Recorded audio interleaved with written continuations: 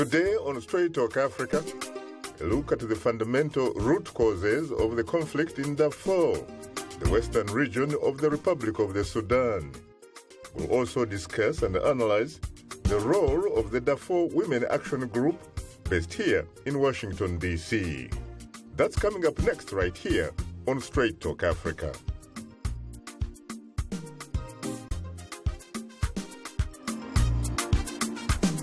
Hello, welcome to Straight Talk Africa, live from the Voice of America studios here in Washington. It's Wednesday, October 19th. I am Shaka Ssali. Well, hello to you, Shaka, and hello to all our viewers and listeners on the continent and elsewhere. I'm Mariama Diallo, your social media reporter. Today, it's a discussion and analysis on the root causes and the possible solutions on the conflict in the Western Sudanese region of Darfur. So many angles to cover. Coming up later in our STA inbox, we'll share your thoughts on today's topic through your emails, tweets, and Facebook comments. That's ahead on Straight Talk Africa. Hope you'll stay with us. The Sudanese western region of Darfur continues to be an extremely dangerous place. This despite a large UN peacekeeping force presence. My colleague Paul Ndiho has more on this story. Sudan's Darfur region is again in the international headlines because the regime in Khartoum is desperate to end one of the three rebellions in the country. Conflicts that have caused a major humanitarian crisis and, according to the United Nations estimates, caused more than 300,000 deaths. The UN also says that 2.7 million people are displaced as a result of the conflict. In Darfur, we continue to save lives and help keep peace under difficult conditions. Our success demands the cooperation and full support of the international community, the parties on the ground, and the Sudanese government. The Washington, D.C.-based NGO Darfur Women Action Group, founded in 2009 by a Darfuri genocide survivor, is trying to make a difference by amplifying the voices and empowering the affected communities. In September, Amnesty International accused the Sudanese government of carrying out at least 30 chemical weapons attacks in Darfur since the beginning of this year. Terina Hassan, Amnesty International's Director of Crisis Research, estimated that up to 250 people might have died as a result of exposure to the chemical weapons agents. During these attacks, hundreds of civilians have been shot at, tens of thousands have been displaced, and in one of the most sickening twists in the conflict in Darfur is we have discovered credible evidence that the Sudanese government has been using chemical weapons on the civilian population. Hassan says her team used satellite imagery, conducted more than 200 interviews, and obtained expert analysis of images showing injuries. The Sudanese government has refuted these claims made by displaced persons in Jabal Mara area of Darfur, that they suffered chemical exposure at the hands of the government. A joint African Union United Nations force known as UNAMID has been stationed in Darfur since 2007. Security remains fragile in Darfur, where mainly non-Arab tribes have been fighting the Arab-led government in Khartoum, and the government is struggling to control rural areas. Meanwhile, Sudan's National Dialogue Conference held last week approved a final document that will act as the base for the country's permanent constitution, aimed at ending the conflicts. Representatives of political parties, armed groups, and civil society organizations signed the document before it was handed over to the Sudanese President Omar al-Bashir. I declare here that we will strictly follow this document and exert zero tolerance over the acts that damage our political development. However, the main opposition political parties and Darfur armed groups, including SPLM Northern, refused to participate in the conference. The International Criminal Court issued 2 arrest warrants against President al-Bashir in 2009 and in 2010 for allegedly war crimes, crimes against humanity, and genocide committed in Darfur. However, he continues to travel freely in Africa, across Arab countries and Asia, defying the ICC's arrest warrants. Paul Ndiho, VOA News, Washington. Thanks, Paul, for that report. Joining us here in our Washington studios is our distinguished guest, Nimat Ahmad, founder and president of the Darfur Women Action Group, based here in Washington, D.C. We invited the Sudanese ambassador to the United States to provide the government's position, but due to circumstances beyond his control, he could not join us. Well, Nimat, I have to say frankly that I'm profoundly honored and exceedingly humbled to have the opportunity to host you on Straight Talk Africa for the first time. Thank you, and I'm equally honored to be with you in the studio today. You're most welcome, ma'am. Thank you. Later in the program, we'll give you, the audience, a chance to call and talk with our guests. The number to call is 202-619-3111, and the U.S. country code is 1. Let me come to you immediately. Well, you do have a large presence of a UN peacekeeping force, correct, in Darfur. So how come the place remains extremely dangerous? Well, the question about the peacekeeping mission in Darfur, the Joint African Union United Nations peacekeeping mission, have been deployed since 2007, and they were about 27,000 troops. Unfortunately, the troop has not been able to provide protection or implement their mandate that they have been tasked to do. And this is basically because of the government obstruction by the government of Sudan. So instead of protecting the people that they were there to protect, they are unable even to protect themselves. And the attack continued even against the joint forces.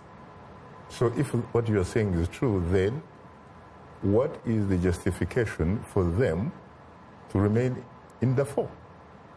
Well, I think for them to remain, they have to show that they are willing and able to fulfill their mandate.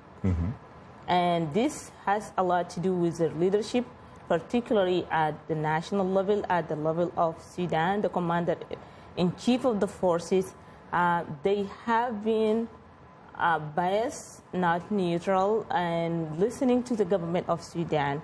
So I appreciate that the forces have sacrificed a lot at the level of the soldiers, but their leadership have not authorized them to fight back when they are under attack, let alone protecting the people on the ground. So in order for them to remain, we appreciate that they are there, but the challenge is to be there, they have to do their job. And to do their job is to fulfill their mandate, protect the people, providing patrol, and fighting back, protect their own troops when they are under attack. What about the fact that the government in Khartoum, in fact, is on record saying that it fully cooperates with the UN peacekeeping force in Darfur? Well, that's not true. And in many instances, if you today look at the UNAMID report to the Secretary General, all the report has been bringing forward concern about restriction by the government of Sudan. And the example of the recent attack in Jabal Mara, until today, the peacekeeping mission has not been able to go investigate the atrocities that have been committed by the government of Sudan military. And the government of Sudan has declared Jabal Mara as a no-go area. And there are reports from our people on the ground that in many cases of attacks, when the joint peacekeeping mission operation wanted to go, they have to receive a permission from the government of Sudan. They are faced with rejection or either taking long time to approve their trip. By that time, the government of Sudan will take the opportunity to clear the evidence of the attack. When they arrive there, they either underreported or they have nothing to say about what happened. So this is pretty evident in all the reports, and also it has been witnessed by people on the ground. And if today you ask the troops themselves, they can tell And another evidence is that 2 years ago, the former spokesperson for UNAMID, Aisha al-Basri, she have been part of this peacekeeping mission as a spokesperson, and she herself has witnessed the cover-up by the mission. They are covering up in the attack committed by the government of Sudan. In most cases, they are undermining the number of people killed and not reporting on assault and sexual violence committed against women, such as rape. And in most cases, the report has to go through the government of Sudan to cut whatever they don't like in the report, and then after that be sent. So she has to resign her job, sacrificing her job to tell the truth about what she has seen, and she refused to be part of being accomplice. So these are clear evidence, and she is available to speak at any time. Where is she now? As of now, I'm not quite sure where is she, but she is between United States and other countries. I wish you had told me that earlier, because we would obviously have invited her to come to this panel. Let me ask you this question, Nimat. You know as well as I do that the United Nations Security Council is responsible for peace and security throughout the world. And obviously, in this particular case, it should be responsible for what is happening or not happening in Darfur. What would you like the UN Security Council to do in that region that is not doing so far? Well, I cannot agree with you more that the primary responsibility, as in the case of Darfur, is under the UN Security Council. And the UN Security Council, unfortunately, they have authorized so many resolutions on Darfur, but because of the obstruction by the government of Sudan, those resolutions has not been implemented, including the failure of the peacekeeping mission right now. So what I want to see the UN Security Council doing is that not allowing Omar al-Bashir undermine their authorities. This council needs to show that they have the authority, and their authority should not be undermined by someone who is not providing protection but killing his own people. So it is their responsibility to ensure that the peacekeeping mission is operating effectively, protecting civilians. It is the UN Security Council responsibility to hold the perpetrator and the accomplice accountable. And it is their responsibility to ensure that humanitarian aid is reaching the needy. Because in the case of Darfur, they have been negotiating the access. When people are dying, I don't think it is appropriate for a powerful organization like the UN Security Council to negotiate whether they can take access to people before die or after they are all being killed or starved to death. So I think they need to meet their word with action to fulfill those resolutions and accept and show us that this council can meet its commitment and their responsibilities. So if I heard you correctly, what you are saying here really is that the UN Security Council has the teeth, but these teeth do not bite? Yes, exactly. They have the leverage, they have the capability, they have the responsibility to do it, but they are not doing it. So we want our people to be able to hold this council accountable. And we all are members of the international community, part of that world community. And the UN Security Council is accountable to us as individuals, as institutions, and as people. And we need to hear more people speaking up and holding the council accountable, and also speaking to individual states. Sometimes there are states who want to take leadership role, and there are some other states who backtrack and try to sideline with al-Bashir or try to do like some sort of giving Bashir comfort by not implementing what the council is supposed to be doing. I see. Now we'll pause for a short break, and would like to remind you that Straight Talk Africa is now on the social networking website Twitter, and we are tweeting live. Follow us at VOA Shaka, that's VOA Shaka, and join in on today's discussion with your questions and comments. Don't forget to use the hashtag VOA.blog, and we are still on Facebook. Just enter the keyword Straight Talk Africa, become a fan, and connect with other friends of the Voice of America. We'll be right back with you, so please don't go away. We are able to touch on things that are important to people on an everyday basis. We hope that our viewers are getting inspired when they watch our show. They're getting a view of the world from a different perspective, things that perhaps are not in their immediate vicinity. Today, I could put in on the show something that is a little different, a little unique, and this gives me that, inspiration to come to work. This is Straight Talk Africa on the Voice of America. What is your opinion about today's topic? Call us at 202-619-3111. U.S. country code 1. When you call, remember the following. Ask only one question. Keep your comment brief and turn down the volume on your radio or television. Now let's return to Straight Talk Africa. Thank you very much, Esther Gideon. And of course, this is Straight Talk Africa, coming to you live from Washington. Let me continue with the response or lack of response from the international community. Let's go to the United States.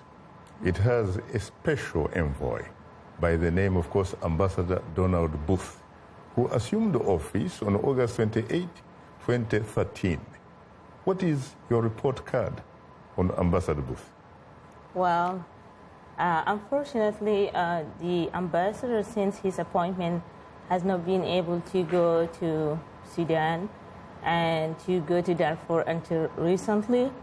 And given the fact that this has been going on for 13 years, and the magnitude of the crisis and its impact on the people, the behavior of the government of Sudan, and the role of the United States as a leading country among the international community, I think they have done too little, too late. Really? Yes. And of course, as you know, it happens to be one of the 5 permanent members of the Security Council, even more, perhaps one of the most influential member of the Security Council. Of course. So when a country like United States take a soft approach to a situation like what has been going on in Darfur, that will send the wrong signal to the government of Sudan that it is okay to do. It is okay to undermine the authority of this council. If among the most powerful members of the council, people are silent or looking the other way, that means it is okay for the government of Sudan. And of course, the government of Sudan has been emboldened because of the soft approach has been taken by the Obama administration, the Department of the State, and then they continue to obstruct any attempt to end the violence and bring peace to Darfur or Sudan at large. Now, Nimat, wait a minute. What do you mean exactly when you say that the United States, for example, has been taking a very soft approach?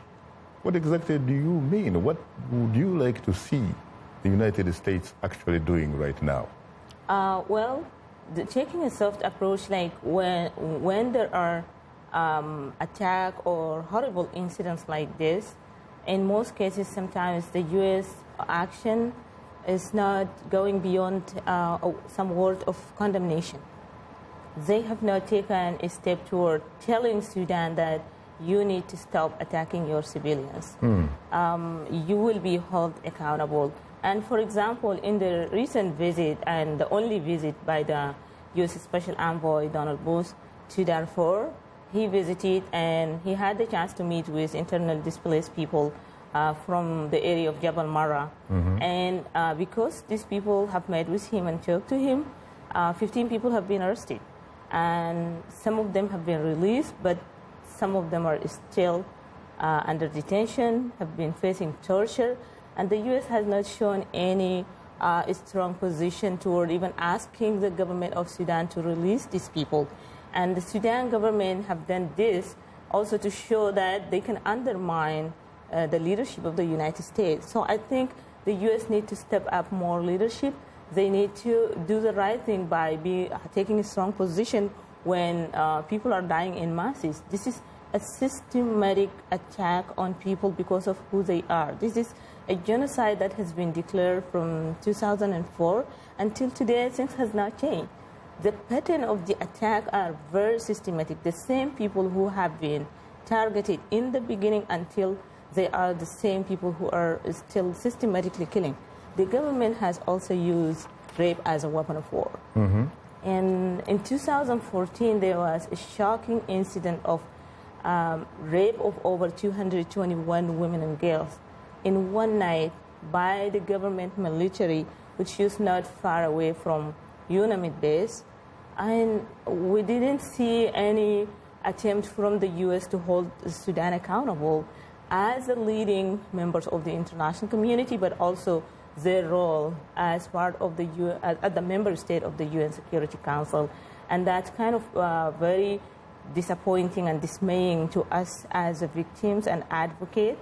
And also, we are a U.S. citizen. This is our government. We would love to see our government taking more leadership and showing its people that they are doing the right things when the call is directed toward them.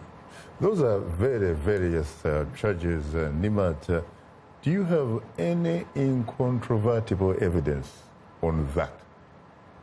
The evidence, unfortunately, recently, you may have seen the report by Amnesty International that the government of Sudan has used chemical weapon.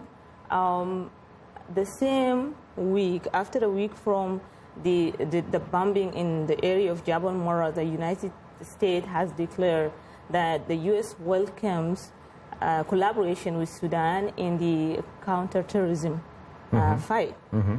And collaborating with a country like Sudan, that means giving them a green light to continue with what they have been doing, because when they were listed in the terrorist-sponsored countries, which is true, they are, then they know that they are accountable, they know that they are isolated, but now that they are welcome and the U.S. is collaborating with them, then why should they care? Like, the U.S. is the most powerful government in the world. Then that means they have a green light to continue to do what they do, as long as they can do one little thing that the U.S. will be happy about them, which is very unfortunate.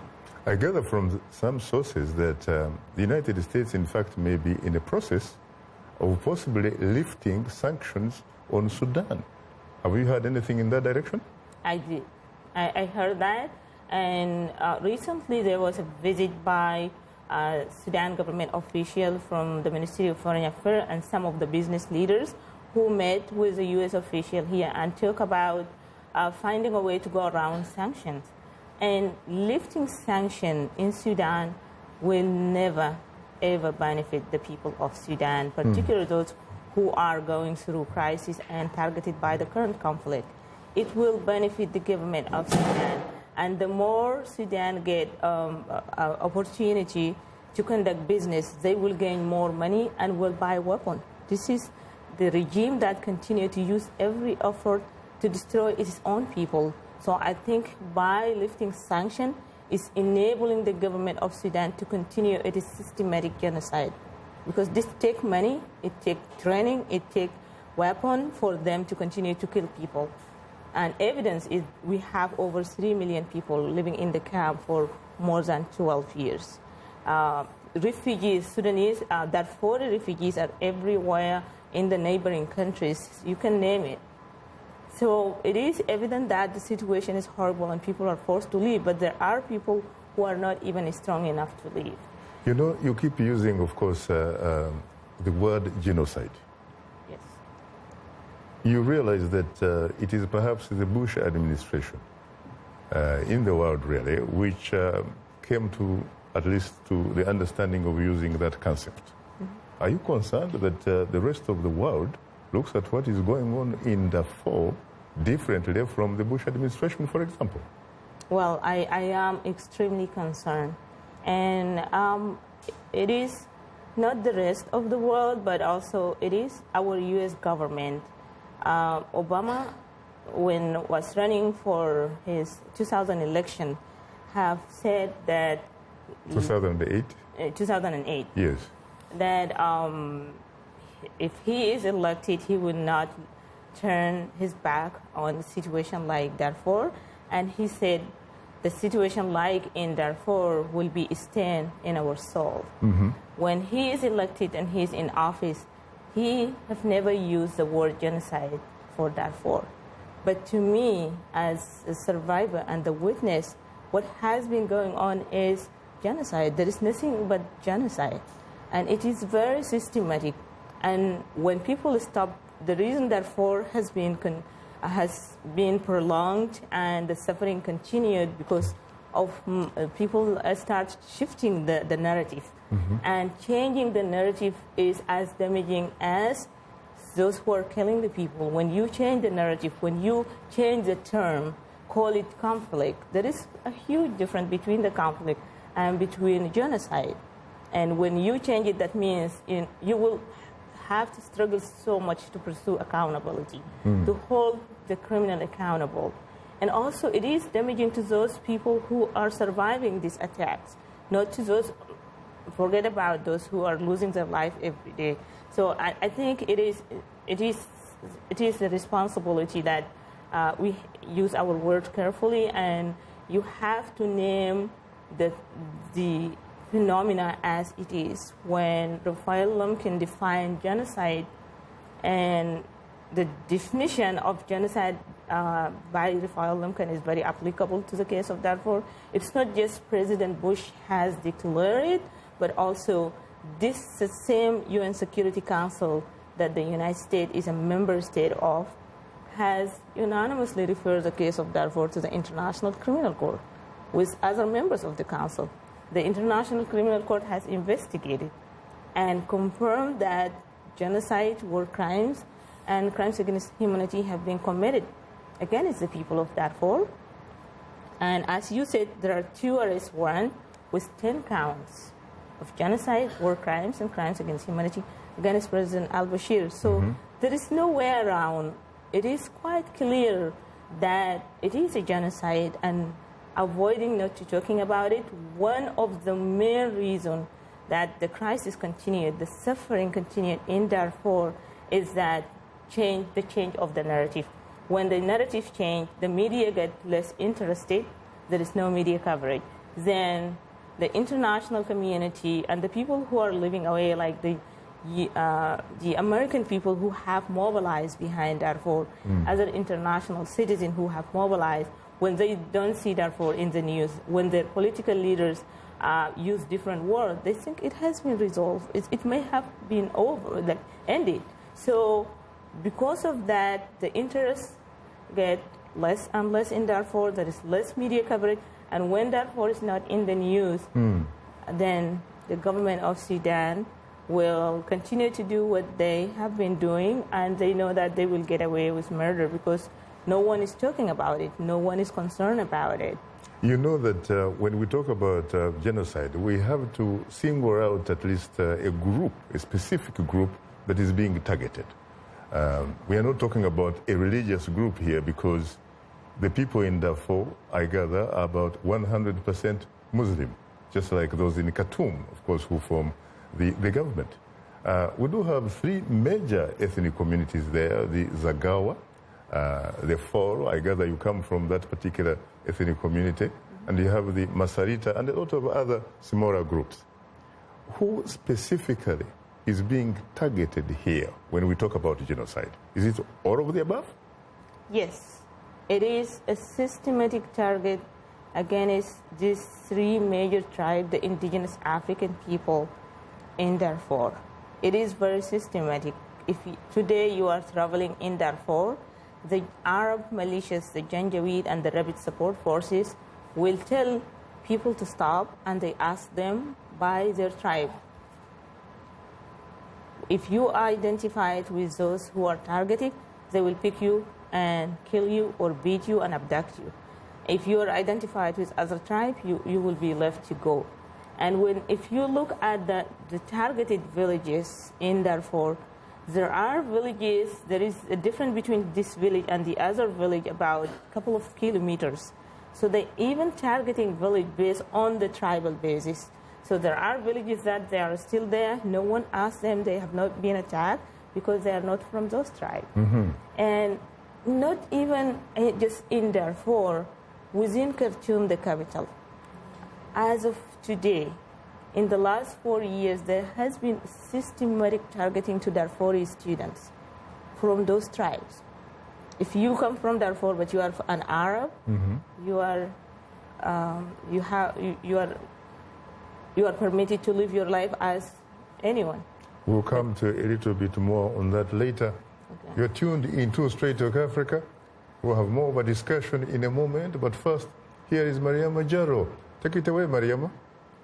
Thanks, Shaka. Still to come, we'll reveal some of the outstanding feedback we've received from our audience through social media. Stay tuned. We'll be right back. Today's youth are not just the next generation of African leaders, they are today's leaders. And this is the time to invest in them. Today, not tomorrow. So let's connect. Let's engage with each other on issues that will transform our societies.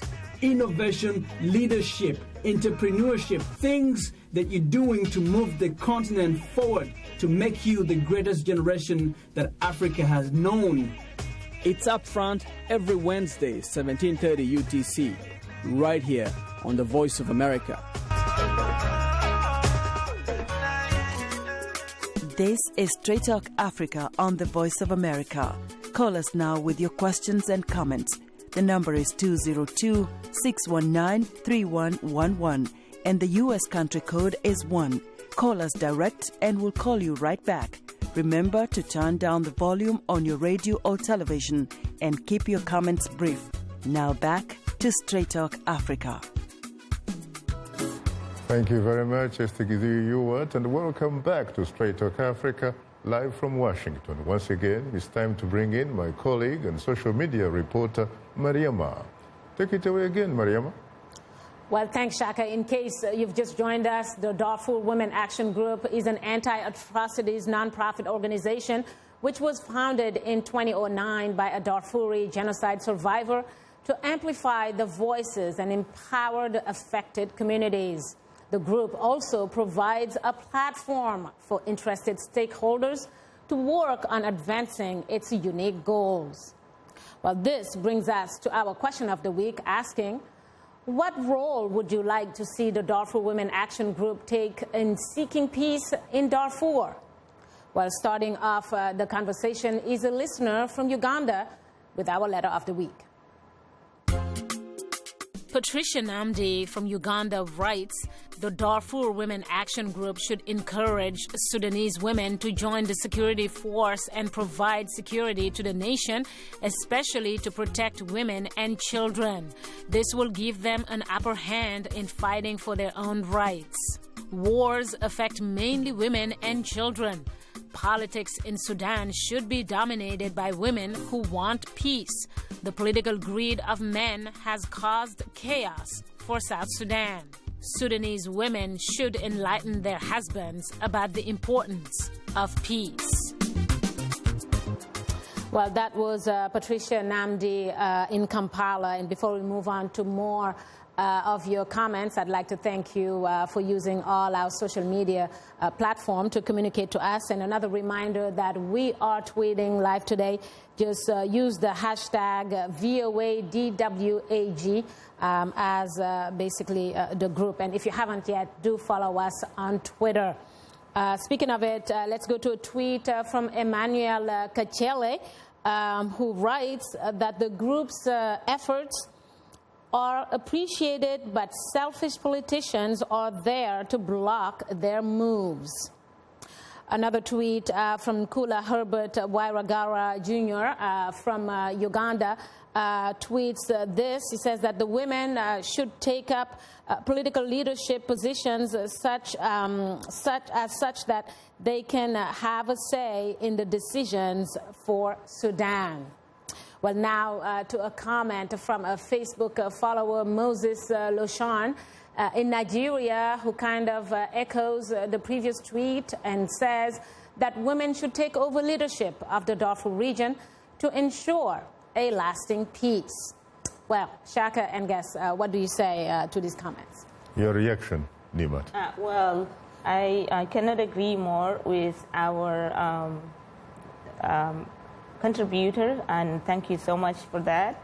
That's what we are fighting for. Our focus is to empower the affected communities by the crisis, but women empowerment is our core priority.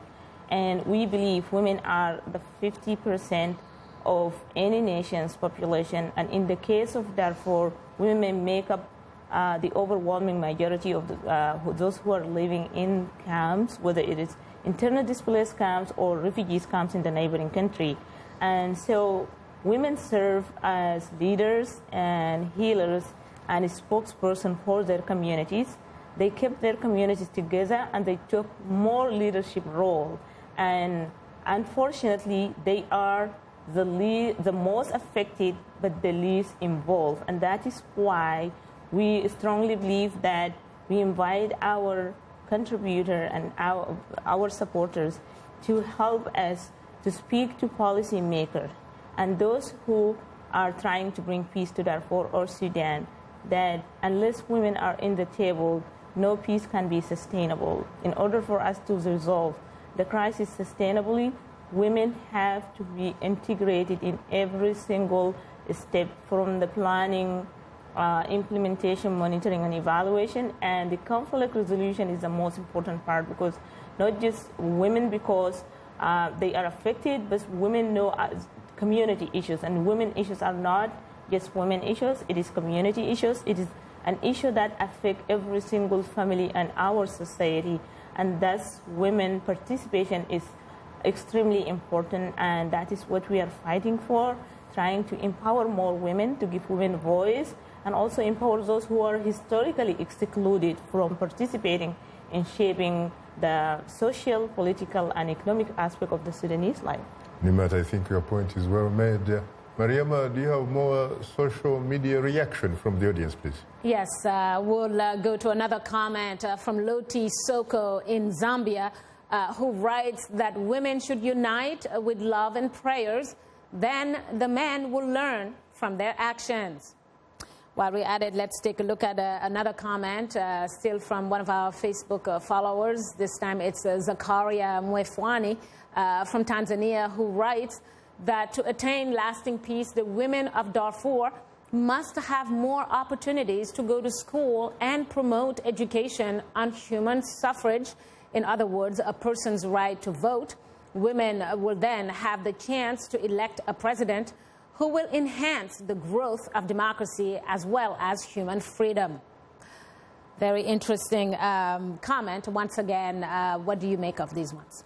Nimat, once again, it's all yours, but my other question, of course, is how come we are not getting any social media reaction from Darfur or any part of Sudan so far? This is a very good question. Unfortunately, the internet in Sudan is very restricted by the government, and in days like today that you announced that we will be in the studio here speaking, in most cases the server will be put down. Really? So the people of Darfur have no access to internet. Only if a few offices, if some of the international organizations and some of the government offices, but the public have no access to independent internet. So the internet and the phone companies are manipulated by the regime in Sudan, so they have the freedom to turn it off and on at any time. So unfortunately, with all the technology and the globalization, the people of Darfur remain isolated, and that is the strategy used by the government of Sudan, unfortunately. Very interesting. Thanks, Mariama, for bringing us this week's audience reaction. Well, that will do it for today's social media segment. Just a reminder that we appreciate all the feedback, whether it's in social media form or using other means to communicate to us. Please keep them coming. If you are a new fan, just drop us a line at africatv@voanews.com. Once again, our email address is africatv@voanews.com, or post your comment on our Facebook page. Just enter the keywords Straight Talk Africa. Be sure to visit us online at voaafrica.com, or you can join our YouTube channel. Sign up to VOA TV to Africa, and don't forget to follow us on Twitter at VOA Shaka. Another reminder that the show is streaming live every Wednesday. Just go to the VOA Straight Talk Africa program page, a TV program page on our website, or simply watch us live on your mobile device. Just download the VOA mobile app. Well, now let's take a look at what's on tap for next week's program.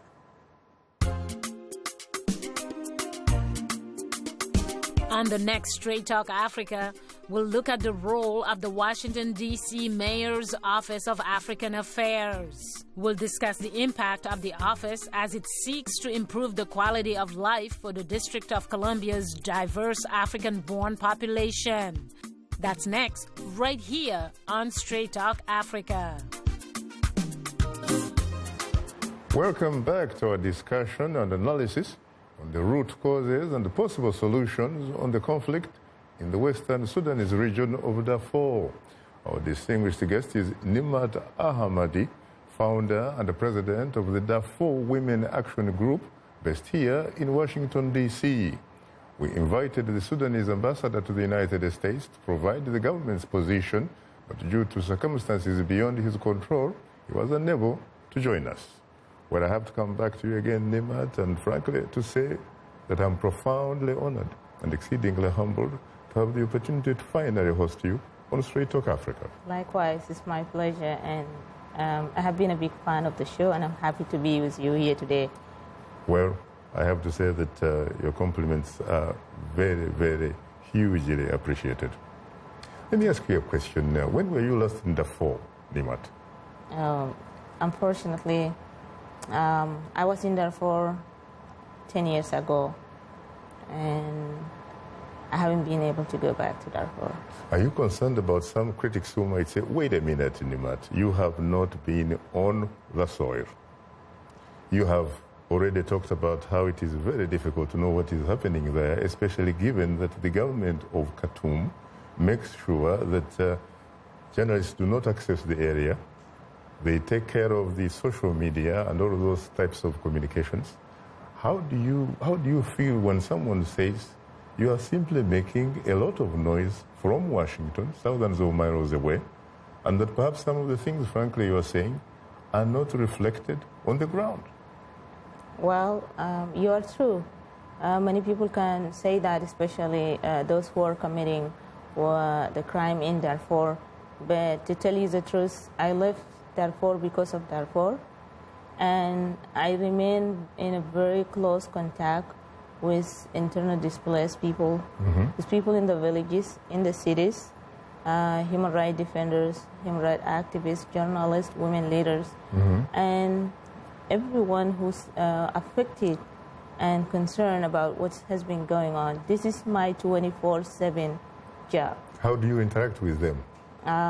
Well, I interact with them. It may not be advisable to tell you in the show, but believe me, I'm just give in us a sense. There are emails, there are phones, and there are news coming out from Darfur, but also we have direct contact, and the same people who have been doing the same work when I was on the ground. We were actively monitoring and documenting the atrocities in Darfur.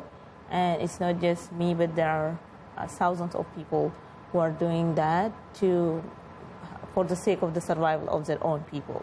What kind of impact have you had so far on the region? Because I say that really advisedly, perhaps because I know, for example, that when your name is mentioned in this city, where some of the most important decisions that affect most people globally are made, there are a lot of people, frankly, who do not feel comfortable sharing the desk with you. Well, that's absolutely true, because the only reason I survived the genocide in Darfur just to tell the truth.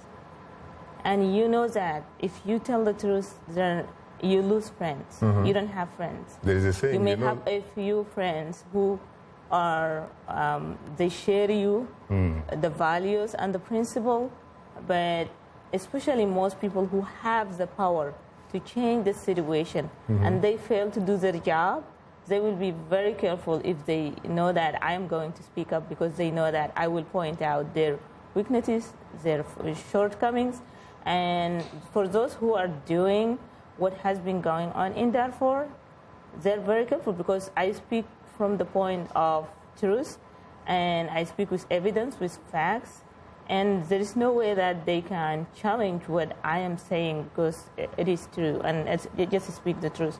And when you dare to tell the truth to power, you should be ready to lose friends and not to be welcome in many places.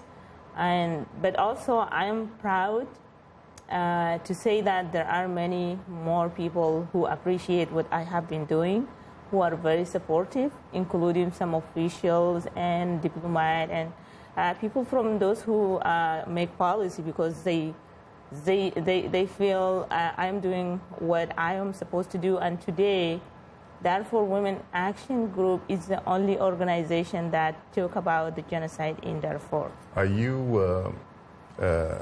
Do you feel comfortable when someone tells you that the greatest friend of the truth is time, and her greatest enemy is ignorance or prejudice, while her constant companion is humility?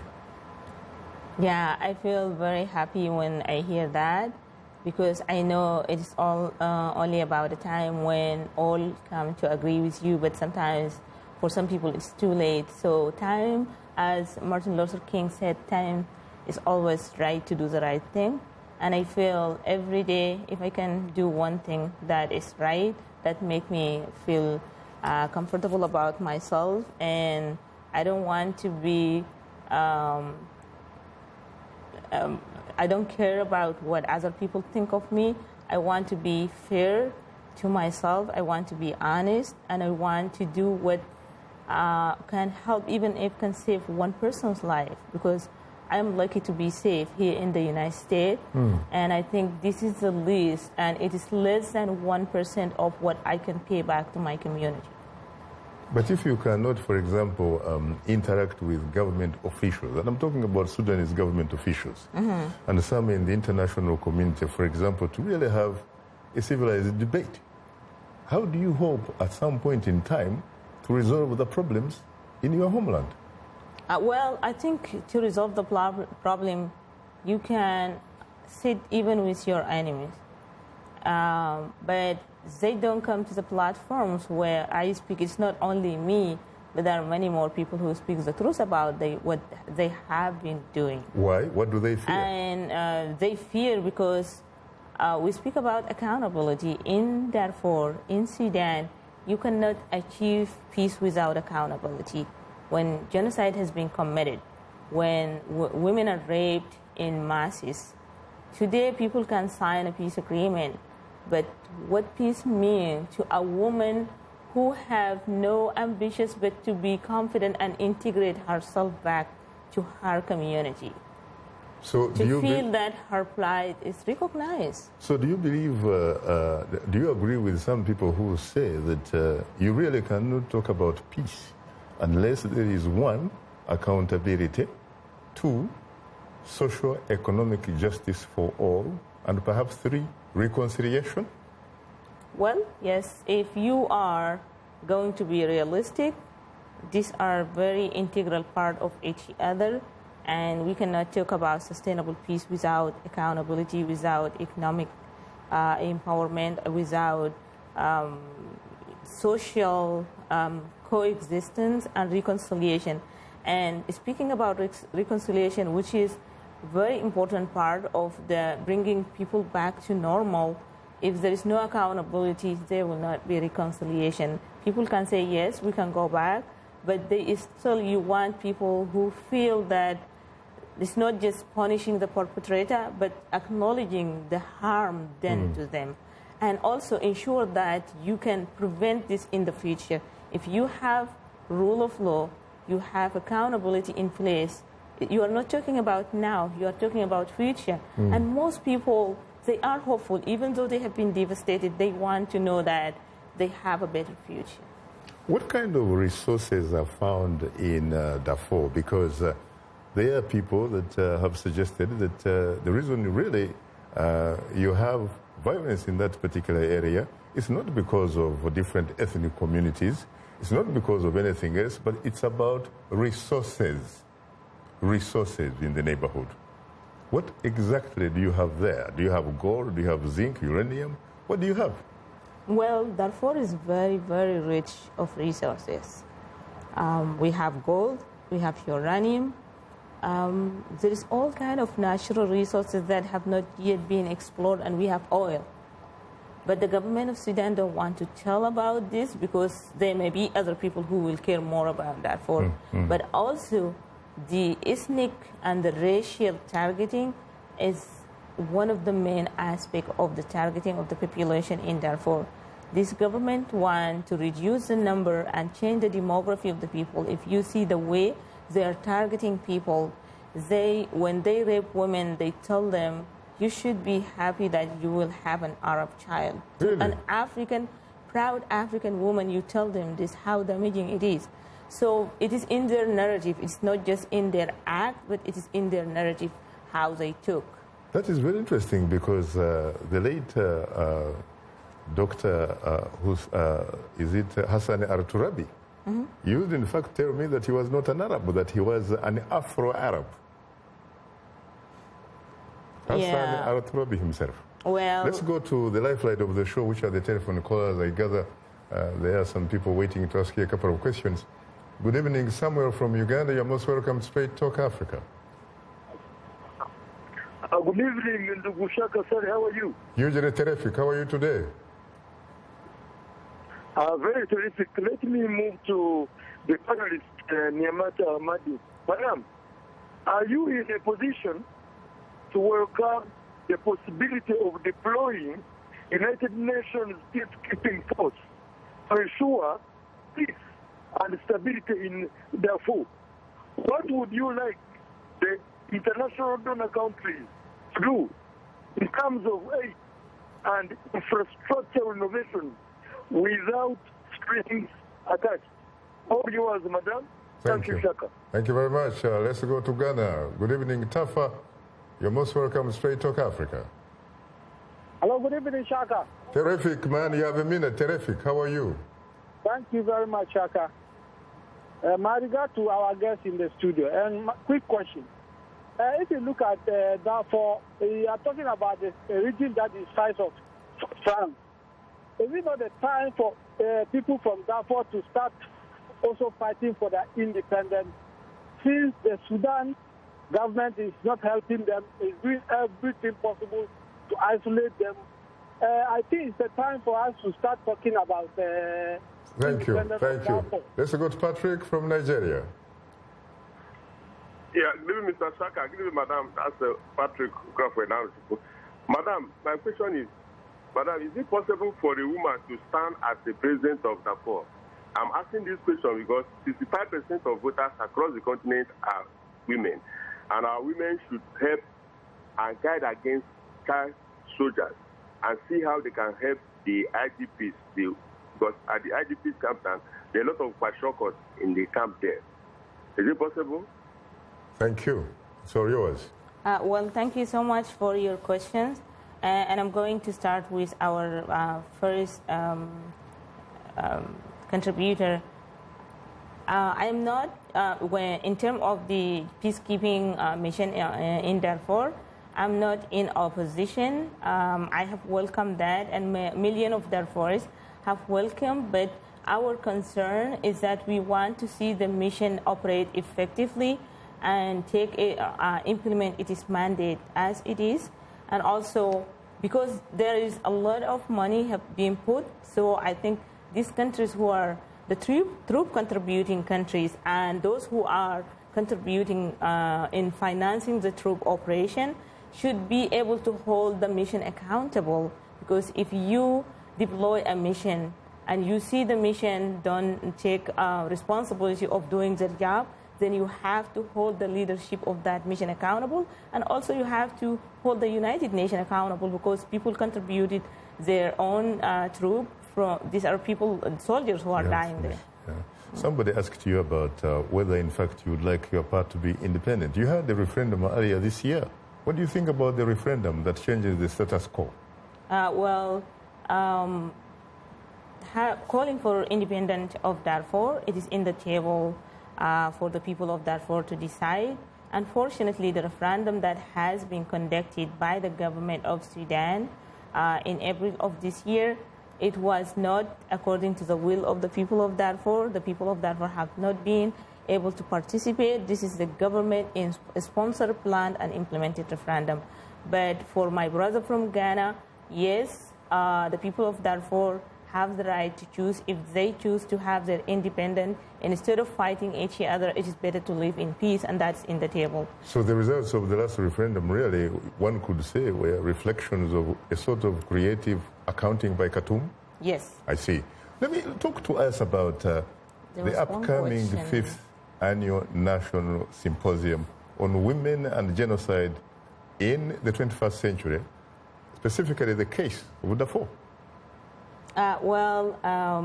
The annual symposium on women and genocide, it takes us back to our last contributor's question that will women can lead, and because the reason we established this symposium is that the decline of attention on Darfur and also how the conflict and the genocide in Darfur affected women, and the role played by women on the ground at different levels. So unfortunately, even within the anti-genocide movement, the people who are advocating, it is very easy for them to speak about how many people have been killed, how many villages destroyed, how many properties have been looted. It is disappointing that they don't have data, an accurate statistic on how many women have been assaulted or raped, even though rape has been used as a weapon of war. And the second reason is that also women have not only been victims, but they have been leaders and contributed so much to keeping their communities together and keeping the people of Darfur together as of today, and becoming a spokesperson for their people, and have been working day and night. There are civil society, local community-based organizations who have been aiding the needy in the camps, but that has not been recognized at international level. But we also meant to host this conference to bring policymakers, academics, advocates, and to make sure that people understand, in order for you to end genocide, to end atrocities, you have to empower the affected communities first. And within the empowerment of the affected communities, women empowerment should be the core. And that is why we created this platform for people to continue to engage our supporters, to continue to bring the attention on Darfur to the attention of the policymakers, and also to bring women from the crisis situation. This is not just from Darfur. Any particular reason why you gave me the honor to moderate the symposium, even though I can't, unfortunately? 10 seconds. Well, because I really appreciate your program, and I appreciate you as a capable, competent journalist who always speaks the truth, and I would love to have the opportunity to have you at the symposium. Well, unfortunately, time happens not to be our best ally. And on that note, thanks to our distinguished guest, Nimat Ahmadi, founder and president of the Darfur Women Action Group, based here in Washington, D.C. We invited the Sudanese ambassador to the United States to provide a government position, but he was unable to join us. Thanks to our affiliate stations, along with our viewers and listeners, we thank you for tuning in. For many of the Voice of America radio affiliates, Learning English is coming up next. And tomorrow morning's Daybreak Africa with James Bate. On behalf of the Voice of America, thanks for tuning into Straight Talk Africa. In the meantime, get better, not bitter, Darfur. And please remember to keep the African hopes alive.